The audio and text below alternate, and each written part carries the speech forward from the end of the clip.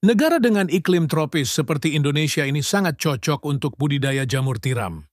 Cara budidaya jamur tiram cukup mudah dan modalnya pun tidak begitu banyak. Bagian yang paling sulit saat ini untuk budidaya jamur tiram adalah membuat baglok, yakni media tanam yang sudah berisi bibit jamur.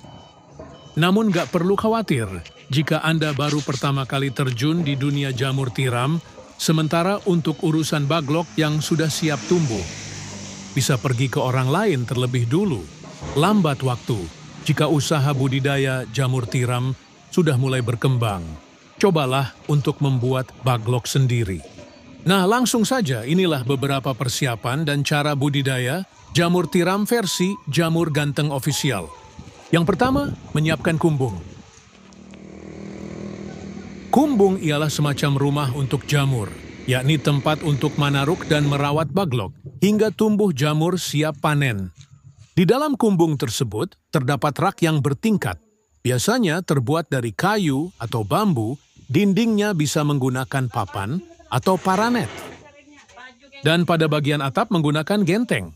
Jangan menggunakan seng atau asbes yang mudah mendatangkan panas. Bagian lantai sebaiknya dibiarkan menggunakan tanah, agar saat terkena air mudah meresap. Sedangkan untuk ukuran rak, bisa Anda sesuai sendiri tergantung ukuran kumbung dan baglok yang akan dibudidaya. Namun idealnya ketinggian ruang sebaiknya tidak kurang dari 40 cm. Rak bisa dibuat 2 hingga 3 tingkat lebar. Rak 40 cm dan panjang setiap ruas rak 1 meter. Setiap ruas rak bisa memuat 70 hingga 80 baglok. Kemudian menyiapkan baglok. Perlu kalian tahu, kualitas baglok yang bagus sangat mempengaruhi pertumbuhan dari jamur itu sendiri. Baglok ialah media tanam untuk meletakkan bibit jamur yang terbuat dari serbuk gergaji. Serbuk kayu tersebut dimasukkan ke dalam plastik berbentuk silinder dan pada ujung plastik diberi lubang, di mana lubang tersebut nantinya jamur tiram akan tumbuh keluar. Saat ini baglok jamur tiram YJ berbobot 1 kg dijual, kisaran harga 3.000. Cara merawat baglok. Pertama, silahkan letakkan baglok pada rak yang sudah berada di kumbung. Anda bisa menyusunnya secara vertikal atau horizontal. Jika menyusun secara horizontal, berarti lubang baglok berhadapan ke samping.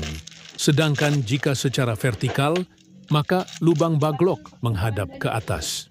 Namun biasanya, untuk para pemula lebih milih untuk menyusun baglok secara horizontal.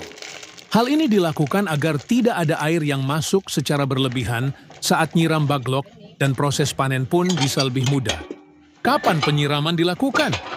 Penyiraman penyemprotan dilakukan setelah panen pertama jamur tiram. Baru dilakukan. Penyiraman biasanya dilakukan sebanyak 3 kali dalam sehari. Lakukan penyiraman dengan sprayer atau sistem kabut frekuensi.